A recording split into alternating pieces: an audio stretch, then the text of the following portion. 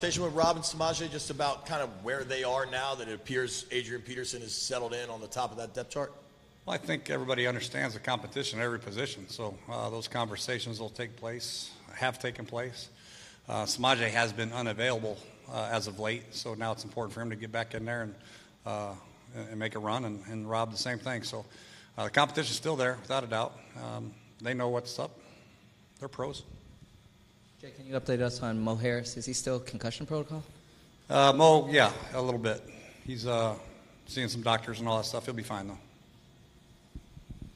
though. When you're making these roster decisions, how much do you weigh, the what have you done lately versus what a guy has done through OTAs, training camp, and I guess for a veteran in previous seasons?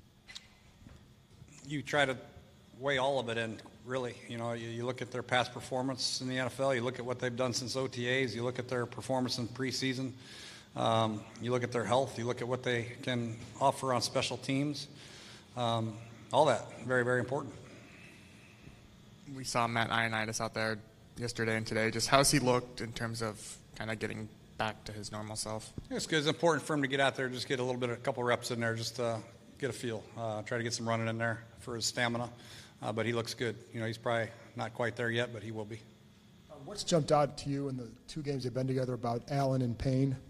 What's jumped out? Oh, they're both strong humans, and they're hard to move, and they're tenacious in their efforts, which is really critical for a defensive line. When you have talent and you have strength and you're also tenacious, it's a heck of a combination, and one we feel really great about with those two guys. And really, when you throw in Matt in there, he's the same way, and same with Ziggy Hood. And the rest of the guys have also kind of picked up that mentality in Coach Tom Sula's room, so we feel really good about where they're at.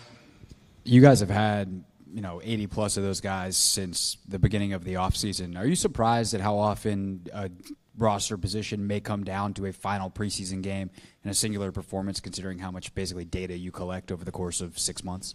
Yeah, it is surprising, but that's why you got to let it play out. I try not to jump to any conclusions too soon because somebody's going to show up or somebody's not going to show up in the last game and could make a very big difference. It won't tell the whole story, but it'll have a lot of impact in this final say. And special teams will also.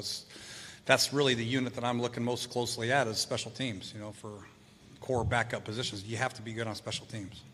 Kind of going off of that question, the fourth preseason game has this stigma of being a game that a lot of people just want to get through, but for you, obviously, is there still a lot that you can evaluate, and how useful is that fourth game to get a look at some of these roster hopefuls?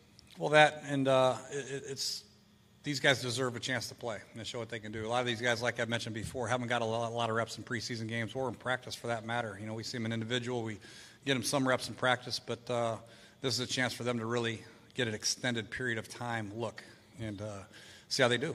And it's going to be fun to watch them. Trent wasn't going when we were out there. What was his situation? He was took the day off today. John, okay. He's a veteran. Is he okay? He is just fine. Are you okay? I'm fine, yeah. Okay, good. Let's move on. Yes, I got one more. Going back to Ioannidis real quick, how does he fit in with Allen and Payne as far as his skill set and what all those guys do? Well, I think when you have base out there, you have three defensive linemen out there, he'll be one of the three most likely. So he fits in right there. And then when you go sub, I think he's a great sub in there with Jonathan and Payne. Three guys can all rush the passer pretty good, and they're all strong against the run. Last year we gave up some big hits in our sub packages in the running game. And I think with Matt, Jonathan, and Payne, whatever combination we use of those three, I think we'll be a lot more stout against the run. So, I think he just adds to the mix, keeps everybody fresh and strong. Thanks, Coach. Yep. Thank you.